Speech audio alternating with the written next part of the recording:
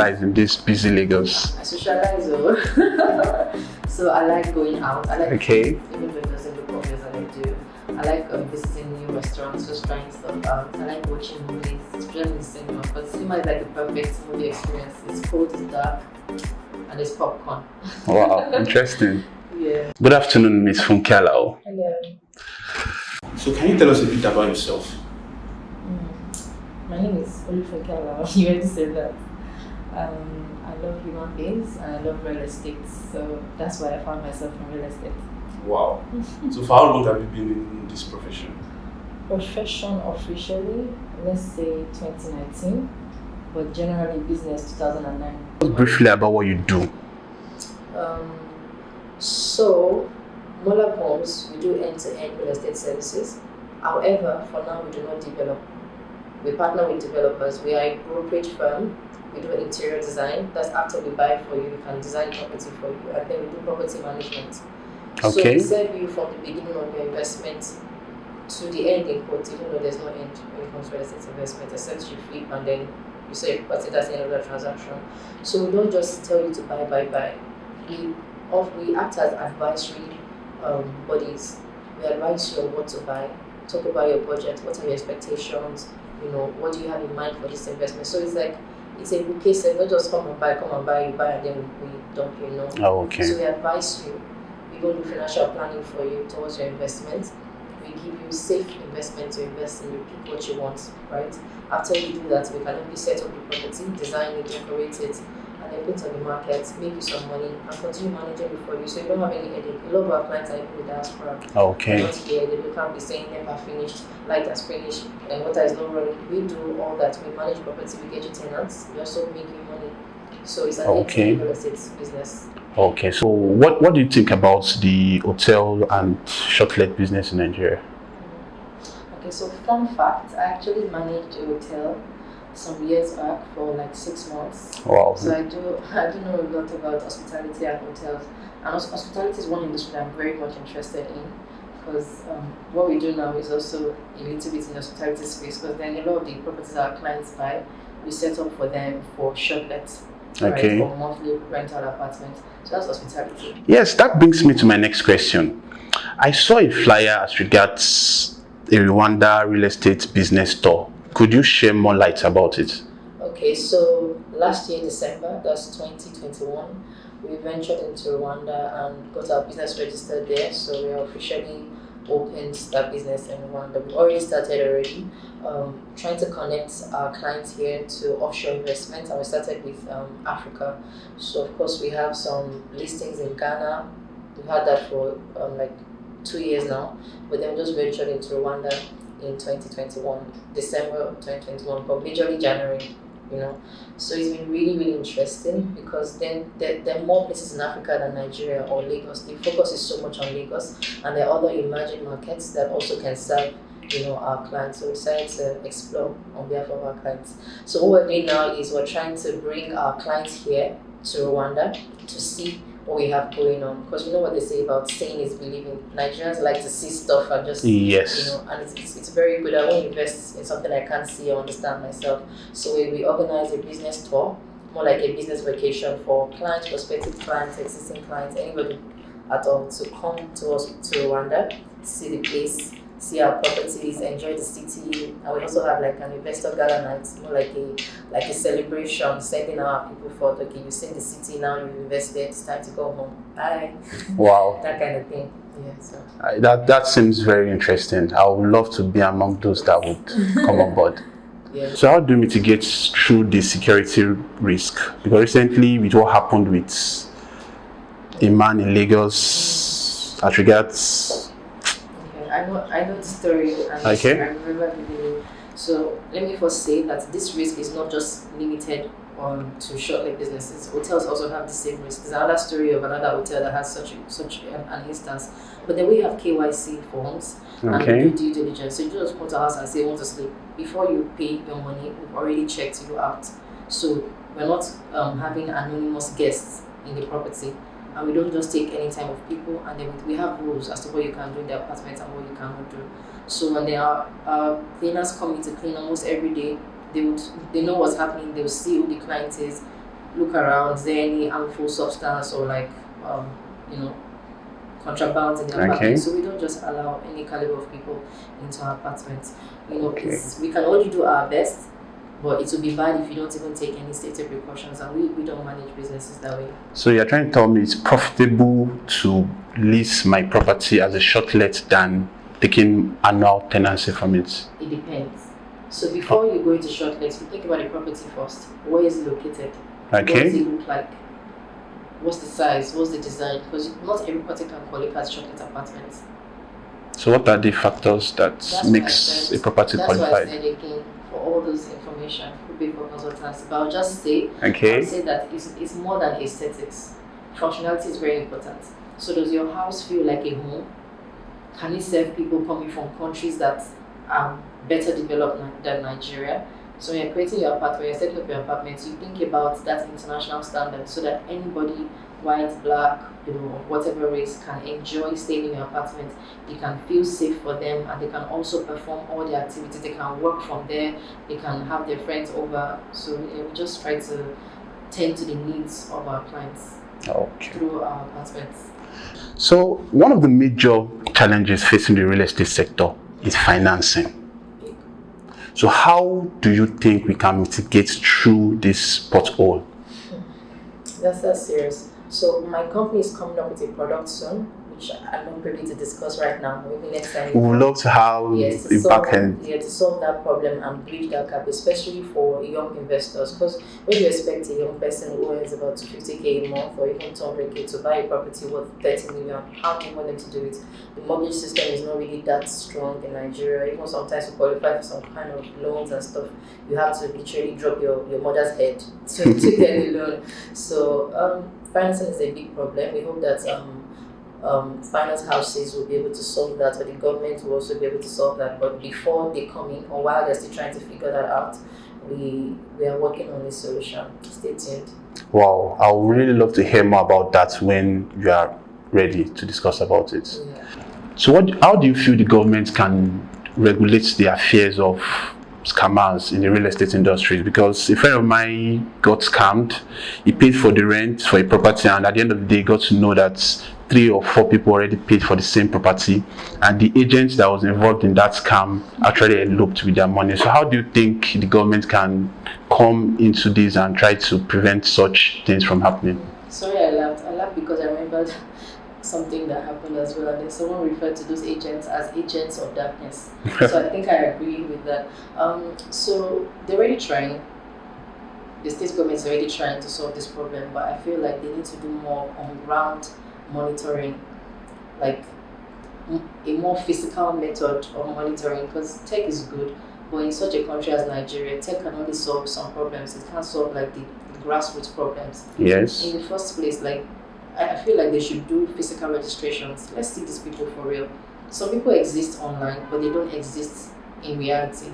Also, a lot of the burden of proof rests upon the clients themselves. Like, before you pay money is not easy to make in the first place. So parting with it should not also be easy. You should do your own due diligence, like do it to the core, if possible, because rent is, you can't hold the house, you can't carry the house, not like a good I can pay you for, I take immediately. So you need to be sure you're paying to the right person, you're paying the right amount, because some will even increase the price for you. You know how they do all these things. Yes. So you need to be very careful. The government is trying, but then we need to be more proactive about it. Okay, so with what you said now, you're trying to tell me prop tech we are not yet matured for property technology in Lagos. I won't say that categorically, but we are. The system is not structured in the sense that technology alone can solve our problems. Sorry to cut you, because this particular friend of mine I was telling you about, he did not go to the strike. He did this virtual inspection and all, and it's one of the things we are trying to promote, property technology, because it's working all over the world. It's good to start up a conversation. Okay. When it comes to the execution and finishing a transaction, I feel like human beings should see each other. Okay. Can only it's okay if you're not even in the country, but you have people here that can help you too. Because apart from doing online verification and vetting and all that, there's the final stage where you need to be in contact with the stakeholders. I can't just pay money without seeing the caretaker or the landlord representative. I can't do all of that virtually. Even if you start the conversation virtually, okay, online, when it's time to exchange money, when it's time to conclude, there should be a human face to put. Okay, but have you heard about smart contracts, property optimization? That's, I believe, the essence of all that is to cut the middleman out of it, cut the need for fiscal inspection, is to cut the need for going to the site to check on the properties. Some properties that they sell to you online, pictures are properly edited. Yes. Edited, no flaws, and you get them in person, you're like, what is this? So really, I feel like it's a little bit of everything, tech and also reality. Like tech is designed to solve our human problems, yes. So we can't remove the human aspect out of the problems. So one thing I've also noticed about this real estate financing is the high interest rates and all. And also when speaking to other real estate CEOs, I got to understand crowdfunding is a thing now in Nigeria, especially with real estate development in Lagos. So how do you think crowdfunding can work to solve the issue of financing in real estate, especially in Lagos State? Yeah, so it's already working. Some people are already, like some platforms where you can crowdfund for real estate investments, but there's still something missing, right? Because you know what, this agro crowdfunding things that just come up, next thing they fold up. I'm not sure if real estate can crack that code yet. Are you saying you're giving people the land, you want them to buy it together, 1,000 people buy a plot of land in Banana Island, for instance, are you going to give them their profit according to equity contribution, or what's the plan? Because sometimes some things sound good on the outside, but then it can't be sustainable. So before we start going about crowdfunding for real estate, it's important for you to break it down and understand the value proposition for both parties, right? I think it's a good idea, but then in a system that works, because something can be a blessing but can be converted into a curse if it's not properly managed. Yeah. Do you understand? So even if you want to go ahead with crowdfunding for real estate, it has to be well done and people's monies have to be protected. You can't just go about launching products saying they should bring money, but there's no concrete plan for them to get their money back or make some more profit on it. It's a good idea, but it has to be executed well. Wow, so that's very nice to hear from you about crowdfunding. So how do you socialize in this busy Lagos? I socialize, so I like going out. I like, even though it doesn't look obvious that I do, I like visiting new restaurants, just trying stuff out. I like watching movies, especially in the cinema, because cinema is like the perfect movie experience. It's cold, it's dark, and there's popcorn. Wow, interesting. Yeah. How about the issue? There's one particular issue going on in Lagos. Recently, the Lagos State government proposed a plan for monthly tenancy in Lagos. There's been a lot of talks, some people saying yes, some people saying nay. So what do you think about it from your own professional point of view? How do you think we should go about it all? I think it makes a lot of sense because some of our clients' properties that we manage, because we also do property management in our company, Mola Homes. So a lot of our properties are not even for annual rental. They're furnished homes that mostly people pay for monthly or daily. And now, like people, the way we earn in Nigeria, I don't think anybody earns annual salary. Even if they do, maybe the bigger companies. So most people are earning monthly. How do you expect them to pay their rent and pay a lump sum at once? Would they save all through the year and pay at the end of the year for their rent? Or would they pay at the beginning of the year when they've already spent everything? So I think monthly rental is a good idea. I just hope that they can manage it as well, like manage it properly. How will the landlords also be protected if the tenants do not pay the next month's rent in due time? How will you be sure that someone will not stay for a month or excess of a month and just pack their bags and go? Because most times monthly tenancy is only maybe if all your things are already in the house, you've done all your fittings. Some people can still run regardless, but they know what's there to lose. They can run and come back later. So I feel like landlords also need to be protected, and I think it's also good for the masses, good for people to be able to pay monthly rent. But then the rates will now be higher than if you're paying for a year, because I don't think landlords really like this idea. But at the same time, we're trying to cater to two people who are renting, that's the tenants, and then the landlords themselves. So if as long as it can be done in a way that both parties are fine, not like maybe your rent is 2 million a year, you now start saying you want to charge 300K a month for the rental, so it has to be balanced. I think it's a good idea. Other countries, other developed countries, they do that and it works for them. So as regards the advertisement for your tourism package, your business tourism package in Rwanda, for some of our listeners at home, I would love you to explain what the package is like. Okay, so we started business in Rwanda late last year, that was in December, but fully operational from January 2022. So then we have estates that we are selling to Nigerians and also non-Nigerians. So we decided to just let our clients in Nigeria experience Rwanda. Okay. And we can't do that virtually. So we decided to package a business vacation thing where people can come with us to Rwanda, tickets, hotel, breakfast for all the days, a spa session, sauna, massage and all that, and also city tours. So we show you the city of Rwanda, beautiful places that you love, and also the property tours that we're selling. We'll take you to. So how does it feel to be among the top leading women in real estate? Feels so good. So something happened like a week ago. I got nominated for the Economy Award for the Women of the Year category for real estate. Wow. So super excited about that. I didn't know that people were watching. I just keep working. So it feels good to know that people recognize the work. Okay. That is being valued. Yeah, so it feels good. So what are some of the challenges you faced since you started this real estate business? I'll say first thing is in Nigeria, I don't think the realtor is really protected as much. Because when you deal with developers, you realize that they don't really care about you, who is the seller. All they want is their money.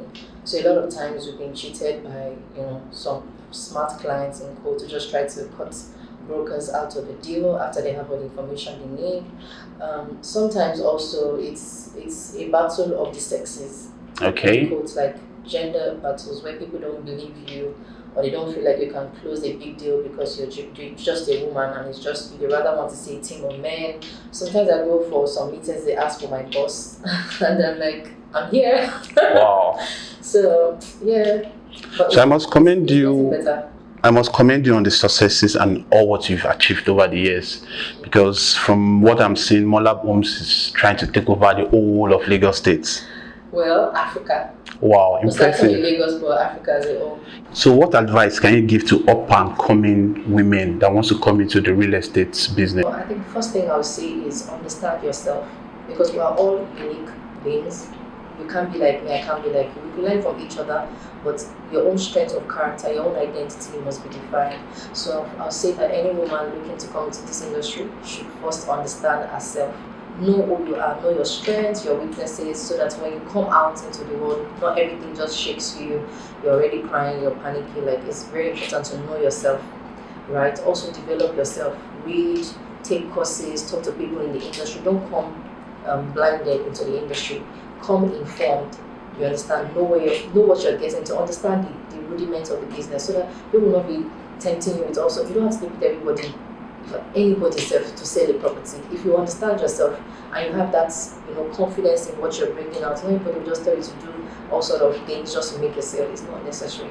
You're the one bringing something to a client. The client is not doing you a favor. I keep telling people that you're not doing a favor by buying from me. I appreciate your patronage, but then I'm offering you something valuable and you're paying me in return for the value that I'm giving you. I think the third thing I would say is just be honest.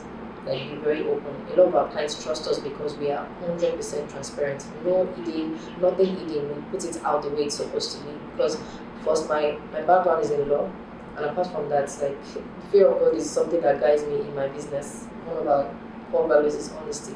Very important. We don't joke with that. Our clients keep coming back because they know that they found a safe place that they can invest in. If an investment is not good, we will not tell you just quickly to just because we want to. Because the small money you get now will land you in trouble if you don't get it in the right means. Do you understand? So yeah, I'll say hold integrity and honesty to your chest. Okay. So thank you for having us and thank you for your time. We hope to still come here to discuss more about real estate with you. My name is OLATOYINBO ABIOLA from Housing Nigeria, and with me is ALAO from OLATOYINBO. Thank you, listeners, and see you guys soon.